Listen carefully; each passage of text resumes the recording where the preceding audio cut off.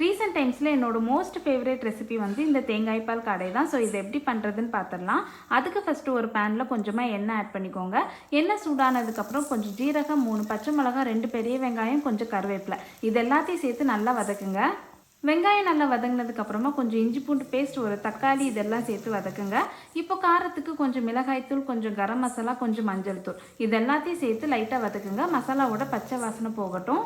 மசாலாவோட பச்சை வாசனை போனதுக்கப்புறமா க்ளீன் பண்ணி வச்சுருக்க காடையை சேர்த்துட்டு நல்லா மிக்ஸ் பண்ணி விடுங்க. ஸோ நான் வந்துட்டு இன்றைக்கி 3 காடை ஆட் பண்ணியிருக்கேன். இது வந்துட்டு 1/2 kgலேருந்து 3/4 kg வரைக்கும் இருக்கும். இப்போ இதில் நல்ல கெட்டியான தேங்காய் பால், தேவையான அளவு உப்பு ஆட் பண்ணிக்கோங்க. ஸோ இப்போ இதை லைட்டாக மிக்ஸ் பண்ணி விட்டுட்டு நம்ம சேர்த்துருக்க தேங்காய் பால் வந்து நல்லா வத்துற வரைக்கும் கொதிக்க விடுங்க.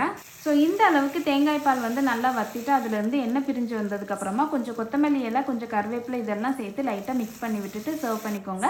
தேவைப்பட்டால் கொஞ்சம் பெப்பரும் ஆட் பண்ணிக்கலாம். ஸோ நெக்ஸ்ட் வீடியோவில் மீட் பண்ணுறேன். டாடா.